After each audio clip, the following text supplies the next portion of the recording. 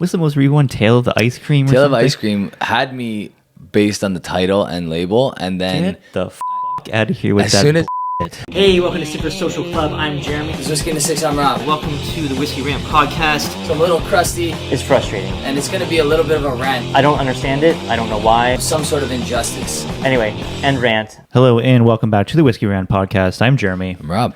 And tonight, have you ever played Would You Rather? You ever do that when you were younger? Drinking game, mostly. Yeah, right? Yeah. Tonight, we're going to do it with whiskey-related topics. On the table in front of us, we'll be reviewing the new GlenAllachie 18. Highly endorsed by Yes. our boy James Bourne. So I had to buy the bottle, obviously. What do you think of the rebranding on GlenAllachie? I know a lot of people don't like it, but I actually really like it. I mean, at least they fixed the text. Like, that was one thing about GlenAllachie that I hated, was that, The like... Flintstone text. It was like the Flintstone... Yeah, it was like some weird, like, I don't know, Egyptian kind of style text or whatever. I hated it. I like this a lot better. But again, they're kind of going... I guess, like, many distilleries we've seen kind of this rebranding to, like, a more cleaner, simpler kind of form. Yeah, I feel like Highland Park kind of Yeah. took one out of their playbook and went just completely plain with a sleek lettering. But yeah, no, I really like it. I like the colors they chose for them. Yeah. I'm actually a big fan of what they did with the box and the bottles. Yeah, I like it. I think it's an improvement. I mean, we don't really care about whiskey packaging that much anyway. It'll never affect our purchasing. No. Never. No. No. It's for people that just like are walking into the liquor store and picking something without knowing much about the product, right? Right. Yeah. Exactly. Sure. I mean, GlenAllachie's been one of our favorite brands since it came out. Yeah. And since we started reviewing it. Yeah, I think like the whiskey I drink the most is the whiskey that I think the packaging is the worst. Yeah. Yeah. Like it's Springbank, it's GlenAllachie, GlenAllachie. Springbank. Yeah, I don't like those either of them. Yeah, like I'm not a big fan of Lefroy's packaging, but Yeah. I've loved them forever. I'm still Belvini, man. I still love Belvini. The bottle, the label, everything that they do. I just think it's classic, timeless, and it's. I mean, I think the reason why a big part of the reason why Macallan is so popular is because their labeling, their branding, their everything has always been really nice. Their old bottle was really nice. They probably improved it a little bit with the new bottle, although I don't really love it. Yep. Just because it's more awkward to hold. The old bottle like just was classic. Yep. I wonder if they have the patent to that old bottle. Like nobody else can use it. It's possible. I wonder. You might be able to brand that. It is the most distinguishable bottle in all of whiskey, I think. Yeah. Or one of them. Because like when you see the silhouette of that bottle on a shelf in a movie, you know, okay, right away that's Macallan, right? Whereas other ones you have to get a glimpse of the label in order to like kind of figure it out, All right. right? For the most part. Excuse me. So, would you rather? I wrote a whole bunch of like would you rather scenarios to ask you, and then we can kind of just discuss what we think of each one. I'm going to start off with one that actually has to do with GlenAllachie. So, it's would you rather pick any cask from Benromic or pick any cask from GlenAllachie? Damn. That's a tough question. Any cask? Yeah, if you could go in and you could barrel pick their warehouse and pick any cask, are you going to knock on GlenAllachie's door first or Benromic's door first? So because you said any cask, I'm going Benromic. And the reason for that is they have older stuff. Yeah. They have significantly older stuff than Right. GlenAllachie will Like have. they just released some 40-year-old stuff. Yeah. If you said a set age, it would be a tougher decision for me because like I love them both. Yeah. I think GlenAllachie, like they have older stuff, right? But it's like Yeah. it's like when GlenAllachie was like more of, a mixture for blends or whatever else. Right? They weren't even releasing that many single malts. Yeah, I think they're coming out with a 35-year-old, if I'm not mistaken, which is pretty old, but that's their oldest whiskey. Yeah, Benromic just came out with a 50-year-old, that's right. right? And I'm sure meaning like them coming out with a 50-year-old kind of indicates that they might have something older in there as well. Yeah. So Yeah, I think for me, I would also go Benromic. I just think that they probably have some cool old casks in there. Maybe something more diverse than what GlenAllachie would have. If I had to put an age statement on it, if it was, let's say it was under 10, then are you going GlenAllachie? Because Under 10, I might go GlenAllachie get the just Mico because Tour the Mico stuff? Tours. Yeah. Okay. Okay. I honestly, I'm in love with Mico Tour. Yeah, I know you are. Everybody knows I am.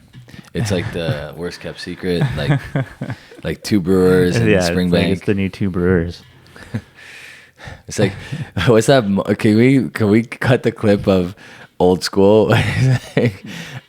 Everyone knows you're having a good time, Frank. Did you or did you not have a good time at the party? I had an awesome time. Frank, I know that you had an awesome time, okay? I think the entire town knows that you had an awesome time. I'm trying to ask Mitch whether or not he had an awesome time. Right. Okay. I'll put it in. That would be great if you could clip that. Okay, we'll do. I guess since we were just talking about two brewers and Canadian whiskey, here's a tough one.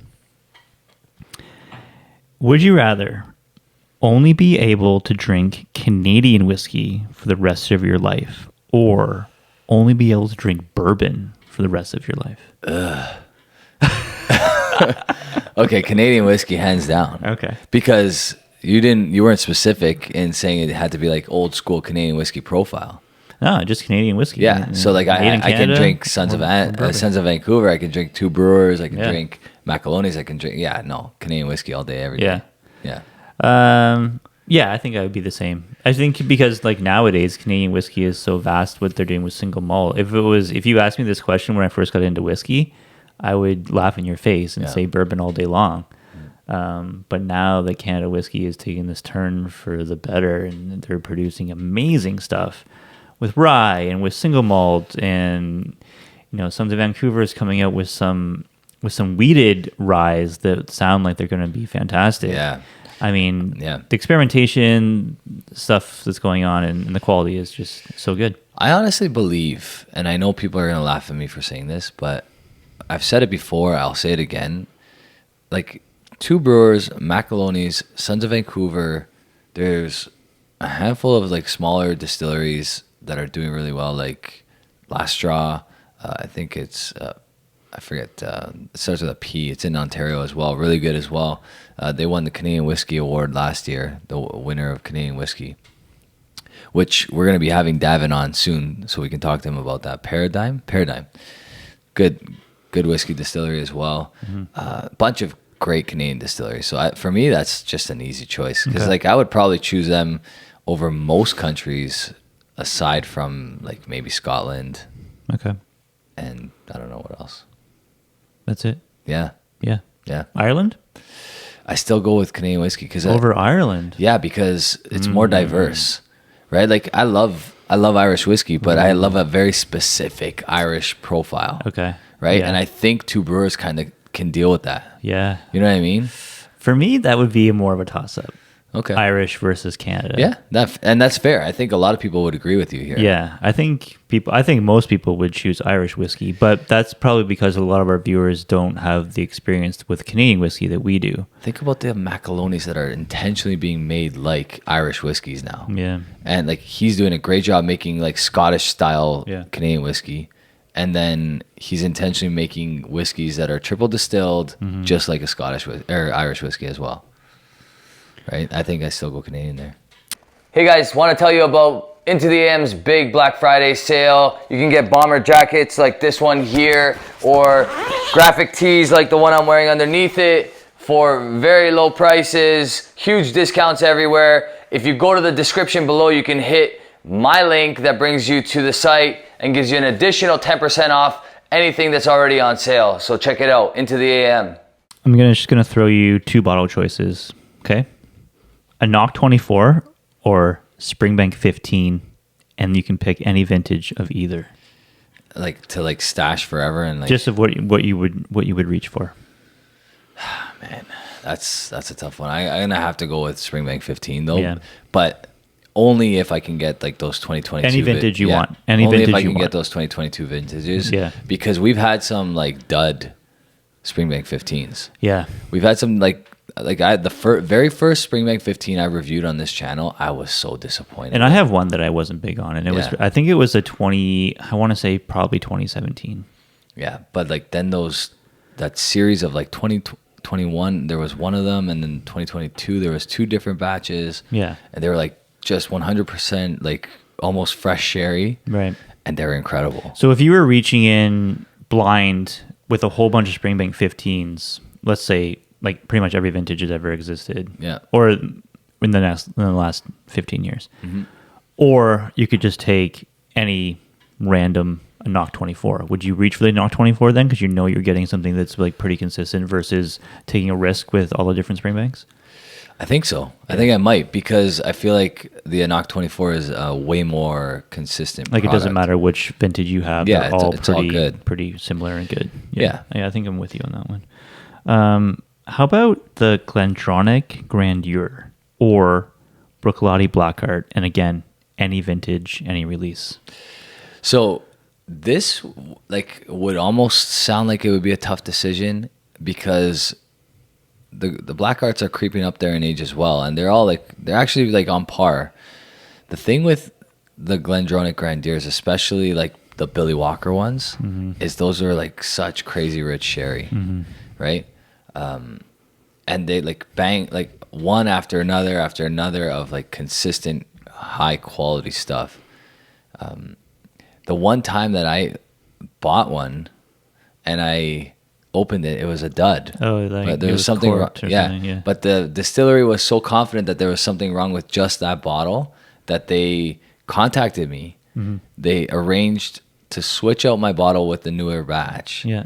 And they gave me I think it was the batch 9. Yeah. Or batch, yeah. So the Glendronach Grandeurs, we're familiar with batches 7, 8, 9 or 6, 7, 8, 9, 10, I 7, think. 8, 9, 10. Yeah. We've tried all those. Yeah. Yeah. Yeah, I think for me, even though like the Blackheart 4.1, I think is just like this amazing, crazy good whiskey, I think that I would pick the Glendronach Grandeurs, because I think like those Grandeur batches that we've tried, that seems like the pinnacle of Glendronach. Yeah. It's like the best Glendronach we've ever tried.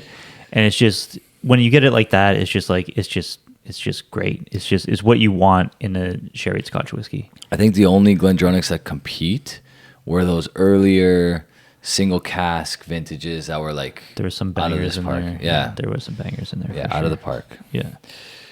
Let's pause for a second. What do you like? What first thoughts on this? Yeah, I mean, this is exactly how I kind of remember it. It's just delicious Yeah. profile, sherry. It's a little more sherry forward than the one that won the 18-year-old shootout. You think this has got more sherry I influence think so. than the one we picked? It's definitely darker, but it definitely feels like it's got a little bit more sherry in it. I'm going to give myself a little bit more because it is insanely crushable. It is crushable. It is very crushable. It's very like balanced. Actually, you know what? I'm actually like not. Would you say this is a sherry bomb? I think it's more like an elegant sherry whiskey than like a bomb. Yeah, I wouldn't call it a bomb. No. What are the casks involved in making this? Is it the all 5 that he uses, like the Virgin? I thought it was just Sherry. I thought it was just Oloroso and PX, but correct me if I'm wrong. Yeah, we'll look that up because I don't see it here. Okay. But it could be what he does, because I know on the 15 it's exclusively Oloroso, Sherry, and PX. I thought that was the only one that he treated that way. Yeah. I think maybe this one has the Virgin Oak, Bourbon Cask, Oloroso, and PX. Right. I could be wrong about that, but we will look that up. And put it Yeah, in. I'll put it on the screen. We were just talking about Glendronach, so I want to stick right there. Here's a would you rather: Macallan 18 or Glendronach 21. And again, any vintage. That's tough. I mean, I have a Glendronach 21 that's 27 years old. Yeah. So I have to go Glendronach, I think. Okay. Because, like, although some of those old Macallan 18s were out of this world good, I just can't justify the fact that it's brought down to 43%. They're now like $800 and something Canadian. We're not factoring in price. I know price. Okay, fine. If I had to, like, I'm on my deathbed, I have to choose one, I'm probably choosing the Macallan. Okay. Like, from like anywhere in the 90s. Yeah. Yeah, I mean, I think for me it's Macallan. The Glendronach, you're right. Like there were some releases of that Parliament 21 that were way older than the age statement, and I think correct me if I'm wrong. That's 48% ABV whiskey, right? Mm-hmm. Yeah, they bought it at 48, which is kind of cool for a 21-year-old. I've had some amazing Parliaments. They're really, really good. Yeah. But you can't touch, I think, like a nice older Macallan 18. It's like it's just like the echelons of class in Scotch whiskey, I feel. Yeah, I think so. Especially those like the 90s, like early 90s to late 90s vintages. Those were incredible. All right, how about this? Macallan Cask Strength or Glenfarclas Family Cask. Again, you can pick any vintage of anyone. Oh man, I'm going Glenfarclas Family Cask on this one. Yeah. And the reason I know, like, you can get those old 10-year-old Macallan Cask Strengths and whatever else, but like there's some like 40, 50-year-old Glenfarclas Family Cask. There's some that show up on the top 1,000 on Whiskey Base. Yeah, and like some of the ones that we've tried were like, wow, this is out of this world. So I can just imagine what, like, there's a lot out there that we haven't even had a sniff of. That's probably just ridiculous. If you're going by just the one you've tried. Yeah, I still think there's a couple expressions of Glenfarclas Family Casks that we had that were slightly better. What was that one 19-year-old one? Was that the one that we... There was a 16-year-old one that was out of this world. It was like a 2002. It was one of the first ones you got, I think. Yeah, that was like that was older. That was like 26? Yeah, 26. Yeah, that one was crazy. Phenomenal. That's probably the best one that we've had. Yeah, 100% that was, yeah. I think Paulo has a bottle of that. Yeah, and like obviously I've had a bottle of Macallan Cask Strength, the no age statement one, and fantastic whiskey. It's really does like shine above other Macallans. Going back and trying samples of the 10-year-old Cask Strength, a couple different versions of that were really, really good. I think I'm with you. I think even if I just stick to the Glenfarclas Family Cask that I've tried, I would probably take Glenfarclas here. But I remember, trying a bunch of really nice Macallans, including like the M and whatever else, and still the Cask Strength like outshined them. Like even the 25-year-old. Yeah. Even like it was a newer bottling of the Macallan 25, but like like the Cask Strength still like outshine those whiskeys, which is crazy. That is crazy. Which is absolutely crazy. All right, we're gonna switch it up here. Here's a cool one. Would you rather have one pour of anything in the Malt Reviews collection of whiskeys, or all night open bar at the Springbank visitor shop? Oh man, I think I gotta go Springbank. Like I mean, just because. Listen, the Malt Reviews collection, I know. They have some of the best whiskey that's arguably ever bottled. They have bottles that are top 100. Yeah. Right? Yeah, that's tough. That is really tough. So just again, it's one pour of just anything. in the tasting room of Springbank, or do I get to go into the distillery and honey pick? Just the visitors section. Oh, okay. But it's all night, all you can drink from the Springbank visitors section. Am I being flown out to Springbank for this event? You magically appear. Okay. Or you go to Mike and Narvi's and they pour you one of anything that they have. No, it's got to be Springbank, man. Just the experience. Like I mean, I'm dying. That's like bucket list. I want to go to Springbank. Let me just say where you are. You're in the gift shop. I get it. You're in the gift shop. Yes. Now they do have some rotating bottles that come in and go for sale there. So the gift shop has barrel pulls like that you can buy off the shelf, right? So you would be able to. There's like I don't know 6 or 7 of them. You can try. I don't know if you can try them all. You might be able to try them all. But you might be offering something that's already available. I'm going to Mike and Narby's house and taking one pour of a Samaroli. Yeah. Yeah. I mean, you're not wrong. Like the stuff at Springbank in the gift shop. Yeah, they have like obviously amazing single barrels and they have whatever. but it's not like you're in the rickhouse in the distillery barrel pulling. You're picking but it is all night and it's all you can drink. Yeah. So for those of you that don't know, Mike and Narby from Malt Reviews, if you don't know, you should really subscribe to their channel. They're not overly active on YouTube, but they have an archive of like probably the craziest whiskeys that have ever been reviewed on YouTube. And then lastly, we have one of the most legendary whiskeys to ever have been bottled. It's the Samaroli release, Springbank 12-year-old. Yeah. Would you agree with that? 1,000%. Yeah. So like nobody's reviewed the kind of whiskeys that these guys have reviewed. So they actually deserve way more subscribers than they have. But because they're so, I guess, like infrequent in their releases, you know, it's a little harder for them to build up the subscription base or whatever you want to call it. But yeah, you should go there and subscribe. They're great dudes, and we've actually had some great pours out of their collection. Yeah, already. they send us samples of just amazing stuff. Yeah, amazing. But yeah, stuff. I'm going to Mike and Narby's place, and I'm getting a pour of a Samaroli. Like, and what do you even bring to Mike and Narby's house on a day like that? I'm gonna baby it and take 3 hours to sip 1 dram and just enjoy it. Maybe they'll throw in a cigar. I'd be more like the Italian anxiety in me would be like, what do I bring to their house? You would be a wreck if you had an all-you-can-drink night at the Springbank visitors section. That would be rough. It would be a rough morning. You know what, though? It'd be fun. Worth though. it. It would be worth it. Worth it. Okay, here's a very interesting one. Would you rather take over the bottling decisions of Glenmorangie or take over the bottling decisions of Glen Scotia?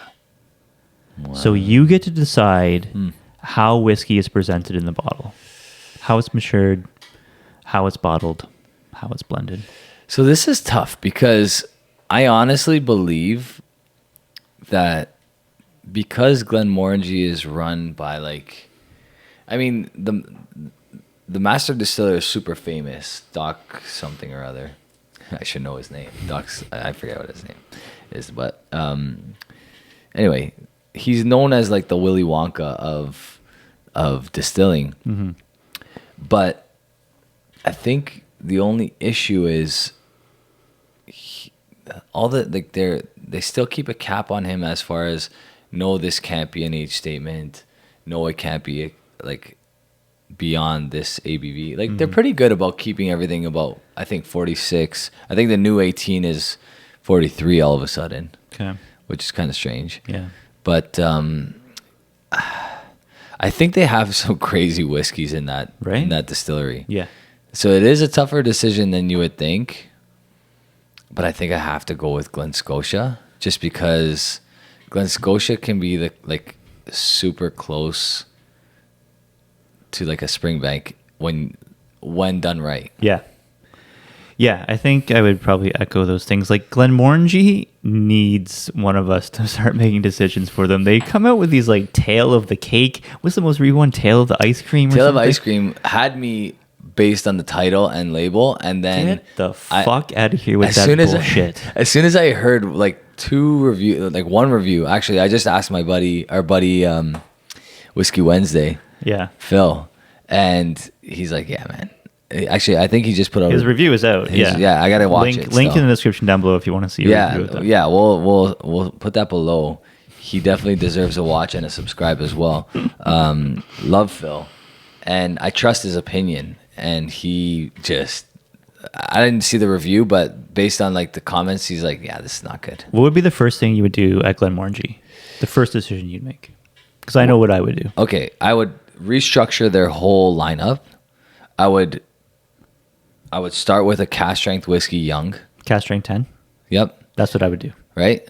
I would do something, because I actually don't mind their 12 and their 14. I think those are good decisions. They're both 46%. Yeah. They're not overly priced. One's port, one's sherry, right? I think the only thing I would do different is stop barreling everything in bourbon barrels for the first 10 years. Mm-hmm. And the La Santa, I think it's called, that's your 12-year-old sherry. It's going to start at new make in 12 in sherry. Yeah. And then I'm gonna bottle it at 12. Right. And the 14 port is gonna start in port. It's not gonna have a 4-year finish in port. It's gonna start in port. And we're gonna if you're gonna do it right, or restructure everything. Yeah. The problem with Glenmorangie right now is they've bottled everything for 10 years, assuming that it's going to go into their 10-year blend. Now that's discontinued and it's a 12-year blend now, the 12-year release. They assume everything's going into that 10-year and it's just bourbon cask. And they're like, well, we have too much. Okay, this is going to the La Santa. Let's age it for 2 more years in sherry cask. This is going to the whatever the port one's called. I forget. Quinta Ruben. Quinta Ruben, yeah. That's going for another 4 years in port, if that much. Yeah. Right? Stop doing that. Yeah. Start full maturations. Start a cask strength line. Yeah.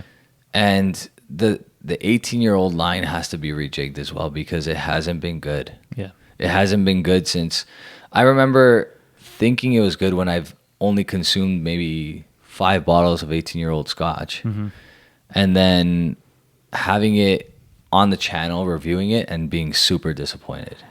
And what's their specialty bottling? It's like the Glenmorangie Stigma or something. Sigma. That needs to be better. That needs to be age stated. Yeah, that needs to be age and stated. Maybe if higher you're ABV. If you're gonna charge $300+, you need to age state that. Mm-hmm. I want to know what's in there. Yeah, I think I reviewed Glen Scotia 10 on my channel, 40% ABV. I've never reviewed Glenmorangie 10, also 40% ABV. Yeah. The first thing I would do with both these distilleries is bang out both of those releases at cask strength. That would be a day one thing that you could do that immediately. Yep. You could do that the next day. Yep. Those come out at cask strength, and you charge whatever you need to charge for them. Right. That's the first thing you should do, because both of those whiskeys have so much potential, but they're just so restricted by the ABV. Light. It's crazy. They're light, yeah. It's crazy. Even if you brought it to 50, 10% more. Unchill filtered, no added color. I agree. Yeah. Right? Sure. Yeah. You know? Yeah. Glen Scotia is a weird one too, because I feel like they have a bunch of releases, but I mean, I don't know. None of them are really I gotta have it. Mm-hmm. Even what's the one that won the whiskey award? The one that the cask strength one? The Glen Scotia. Victoriana. Right? Even that one, we put that up maybe in a blind or on a panel of other whiskeys, and it came last for us. You know? I was never a big fan of Victoriana. I think Victoriana experienced a little bit of a craze here in Canada. I'm not sure if it got that everywhere, but it definitely got it here. And it had a lot to do with a lot of the bourbon drinkers transitioning over to Scotch. Yeah. And that was their stone to leap over to the Scotch world, you know? Yeah. And I don't know what it was about all those people transitioning into Scotch at that time, but that's kind of what opened the door for them. What's another distillery you'd like to go in and just turn their entire bottling plan upside down? Highland Park. Yeah. Highland Park. I think Highland Park is wasting all their potential. Mm-hmm. They're bottling their whole core range at 40 to 43%. Their 18-year-old is a shadow of the old 18-year-old. Yeah. You know, and that was still only 43%, but just, yeah, Highland Park was one of them. I think Glenfiddich would be another one. Can you imagine the endless amount of barrels that are in the Glenfiddich distillery? Yeah. Stop adding color to your whiskey. Start bottling a proper distillery. Yeah. You know what they could do? They could do crazy things. Yeah. And then Balvenie too. Balvenie really does need to fix themselves. The last bottle I had of the 12 Doublewood was just a shell of itself. I'm what happened here? Yeah, the 12 Doublewood. It's the just 14 it's Caribbean. so light. It's Yeah. so watery. I'm oh man, you've just started using every barrel is just triple refilled. It's like this is a third, fourth fill barrel. That's what it tastes like to me. But what's crazy is that it's not like for a lack of charging for their whiskey. No. But do you know any whiskey geek that's constantly going back to Balvenie? Nobody. So where are they making their money? I don't get it anymore. Like, if something's not working for such a long time, it's time to rejig. Yeah. You know? Okay, flip side to that. Who's doing it right? There's a bunch, and you can go on forever. Let's stick to Scotch. Who's doing it right? Brooklady. Brooklady's doing it right. I don't have any complaints with what they're releasing. I mean, just pricing for them. Pricing, I think pricing is a different topic. Yeah. But just like what they're putting in the bottle and how they're putting it in. Yeah, that new 18-year-old is Yeah. excellent. Yeah. It's excellent. Obviously, I mean, this doesn't really need to be said, but Springbank. Springbank, GlenAllachie, Yeah. right? What else? So there's a lot of like fans of those newer distilleries, like Art American and like, you know, who else is doing it right? I mean, a lot of people have a lot of bad to say about Lefroy, but I feel like they still do a great job. Yeah. I'm with you there. I don't really. Their have any cartridge is complaints about almost it. always good. Yeah. You know, their cask strength is always good. The 10-year-old cask strength. Okay, they have a 10-year-old 43% version, but you don't have to get that if you don't want to. Right. Right? And then their older stuff is all higher ABV. Yeah. Their 25 is cask See, strength. like they're actually doing it right with their 10-year-olds. Because like here's a 43 10-year-old and here's a cask strength 10-year-old. Right. That's what we were talking about with Glenmorangie and Glen Scotia. Just do that. Yeah. And then every once in a while, they'll come out with a 16-year-old or a 15-year-old or an 18-year-old. That's a limited like release because they have to supply to their, you know, they have their 10 cask strength, their cartridge, their lore, which is great too. You know what I heard? What? The new cartridge is a cask strength lore. I know. How about that? That's crazy. Let's go. I know. I'm And excited the lore about is that. great. Let's be honest. It is good. Right? Yeah. So the lore and then the 25, which is cask strength every time. Or at least over 48% every time, unless it's cask strength. Yeah. Unless it says cask strength on the bottle, it's over 48%. You ever notice that? There's only been a couple of releases that are No, I haven't noticed. cask strength under 46%. Right. And I guess that's why they put it on the label. What about Lagavulin? Again, price is the only Price? issue. We're not talking about price. What about their 16? That needs to be reworked, doesn't it? You know what? If the 12 was more affordable, the 16 could stay as is because you kind of have that like 10, like what Lefroy does with their 10 and 10 cask strength with the 12 and the 16. Like somebody wants something a little bit easier drinking, elegant, whatever, then they go with the 16. Yeah. But they want something like more punch in the face. Yeah. They go with the 12. You And know? you got the 8, which is a great. 8 is great. Love the great. Yeah, 8 is great. Yeah. And then they also have those that Offerman series, which I'm a big fan of. I've liked all and the I'm not a Offermans. fan of it. I mean, I I know. think it's fine. I think Yeah. it's good, but you're more of a fan of it. Than Yeah, I I just like the fact that you're getting an 11-year-old Lagavulin for a very reasonable price, and it's like they're experimenting a little bit. Has it always been great? No, but How about Klein Leash?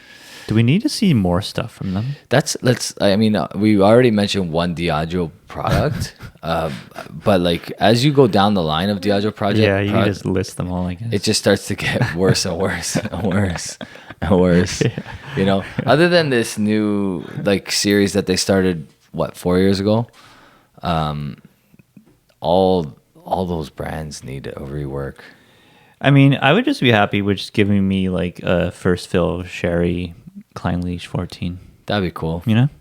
Or even less. Give me a 10-year-old Klein Leash first fill sherry. Sure.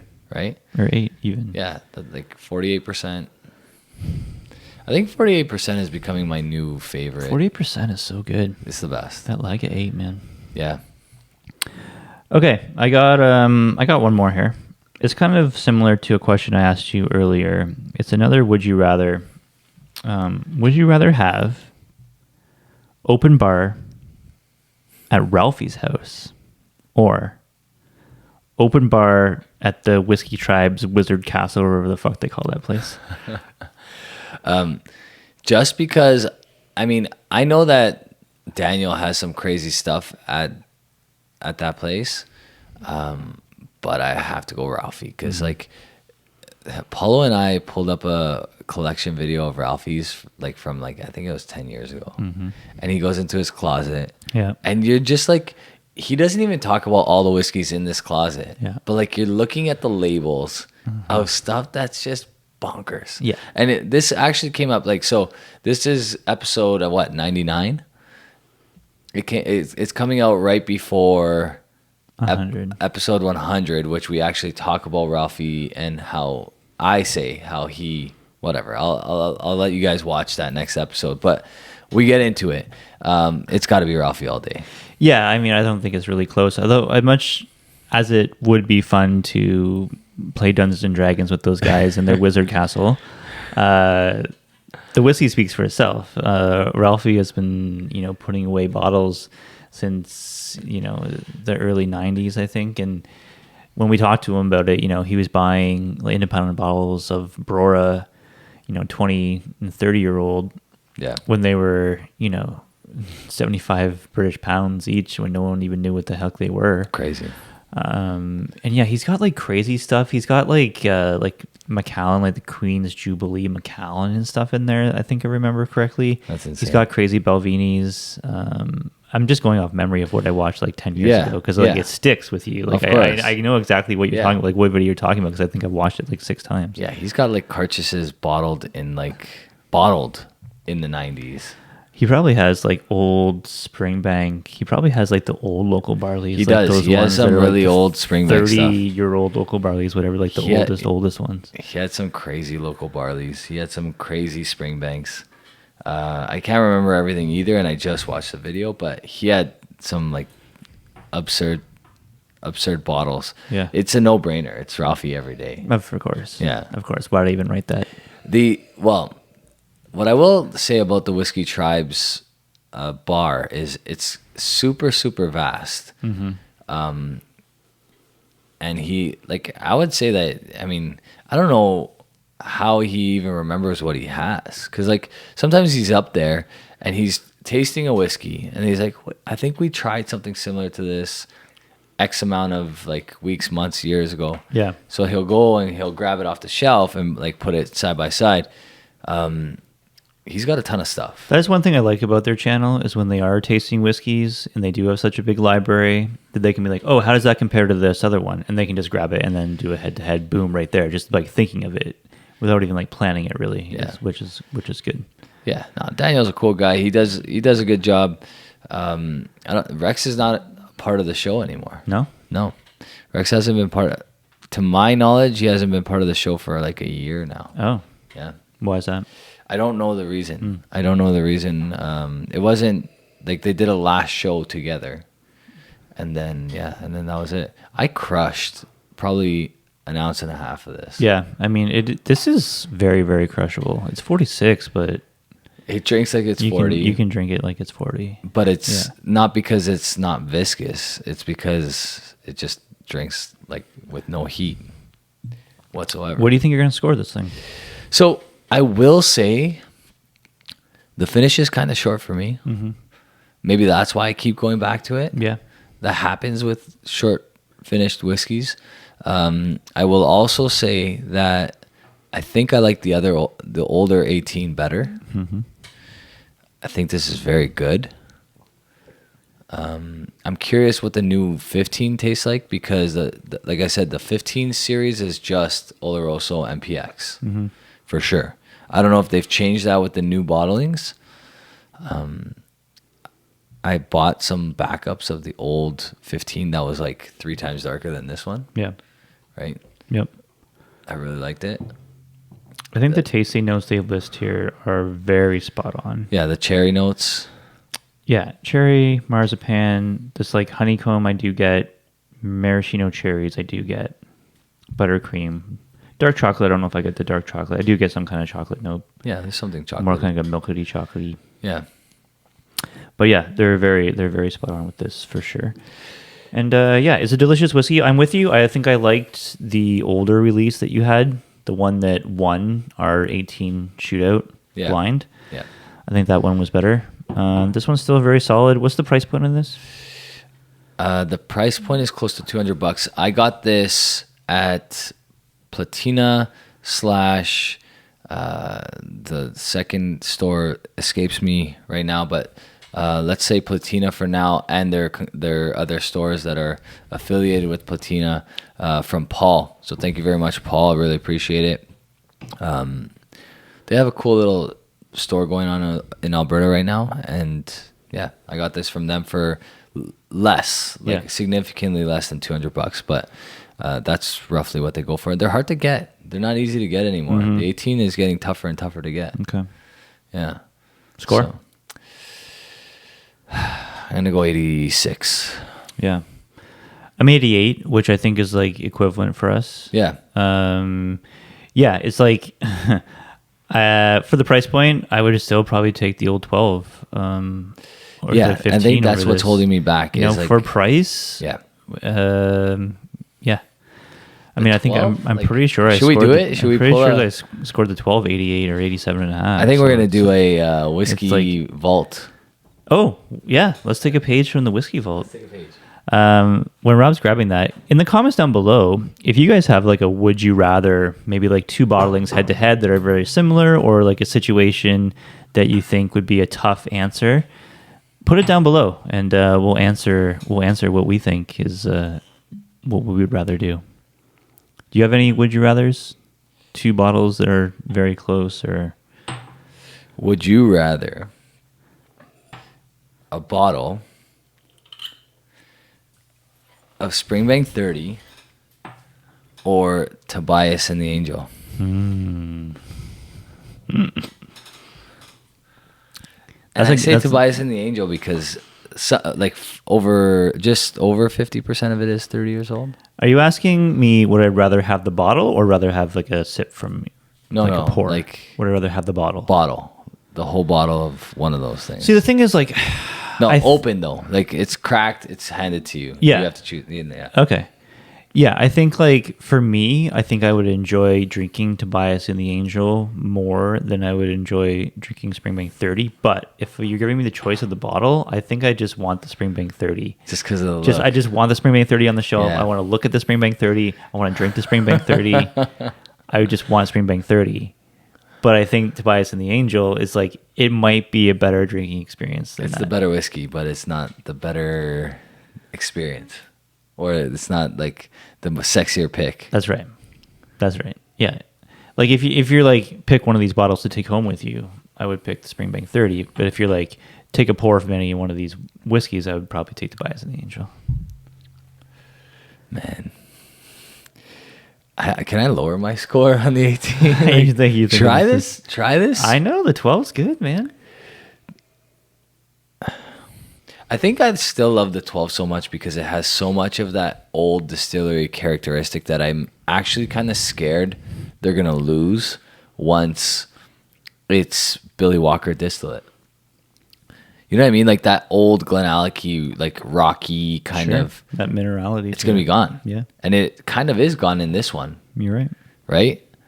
I think that's what we loved about the old 18 is that it still had that minerality. But this should still be their old stuff at 18, right? It is, but now it's probably been aging in Billy Walker's recast stuff for upwards of 12 years. How long has he been there? No, not 12 years. That's a lie. 6. 6 years? About that. Yeah. Because the Mikkel Tour stuff's 5. Yeah. So he's like 7. Yeah. 7-ish. Yeah. Yeah, you're right. I mean, like, honestly, like, the 12 and the 18 for me is the same score. So when you factor in price, it's no brainer. Yeah, I think I would match your 88 for the 12. The 12 is a fraction of the price, and you would, in a blind tasting, you would not be able to tell that that's a 12-year-old whiskey. And in the blind tasting, like, the 12 is more pungent. It's more like sherry influence, I feel. Yeah. And you might even pick it in a blind just because it has that more like boldness to it. Whereas the 18's like more refined and more elegant. But in a blind tasting, you might just pick that one. I don't know why I don't go back to this whiskey enough. Like I feel like I try not to crush my supply. I don't know if I have much left of the 12, to be honest with you. I'm actually a little worried now that I'm trying it again. I know. I guarantee I at least have 4 or 5. But that's not enough. I should have got 2 cases. We should have got lots of cases. We do this all the time, though. We do. You can't. I mean, you can't because you want to try other things, and then. I mean, it's not about hindsight. It's about we know in the time that we should get a case, but it hurts when you're just buying 12 of the same thing. And we need to think about like a 40 to 50 year plan and not just like a 5-year plan. For sure. Right. For sure. I mean, I think with what we've collected over the years, we should be able to like trade one bottle to get a case of that. Some of the stuff, you know what I mean? Yeah. Yeah. So if really push comes to shove.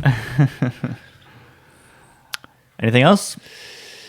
These are good. I like these would you rathers. Okay, They're you cool. like them. Yeah. Yeah. Thank you. I put a lot of effort and time. You did. I actually appreciate that. Company paid hours to come up with those. Hopefully no executives from are watching right now. Yeah, they're fine. They're fine with it. Yeah, so this is episode 99 or 98, depending on how we order it. Pretty crazy to think like we're at 100 whiskey rants. Yeah. 100 whiskey rants. Next episode. That's right. Which is already filmed. Which we already filmed it. And we filmed it that way because we had some good bottles and some people came over and shared Crazy them with pours. us. We had a audience in the crowd. We had to do it at a specific time. Yeah. So it made sense. It did make sense. We should do this more often. When we're reviewing something, pull something out that's similar. Yeah. Take a page out of Whiskey Trab. Yeah. That's a smart play by them. There, for sure. Leave us a comment down below if you've tried the newer release of GlenAllachie 18 or any of the new releases. Let us know what you think of them. Which GlenAllachie new release do you recommend we buy? Like, was that Sherry series worth it? Like, did you see all those? Like the Fino 9-year-old? Yeah. I've had the Fino one. Have you? Yeah. Is it good? Yeah. See, it's the only one of the wood series I think I tried, or whatever that series is. So are you sure you're talking about the same one? Because there's it's an older one. Yeah, so this is the new bottlings. Okay, no. And there's 4 9-year-olds. Okay, no, I haven't. One is like Oloroso, PX, Fino, and Paulo Cortado, I think. Okay. So they kind of did the Springbank thing, but they came out with them all at once, as opposed to like gotta get to the market make first. Everybody panic every year. I think that's the only knock on GlenAllachie that I would have is that they have too much sidebar stuff. You can't keep up with it. Yeah, like why not just put more into your core range? This way, a lot of people can get that 21 at a lower price.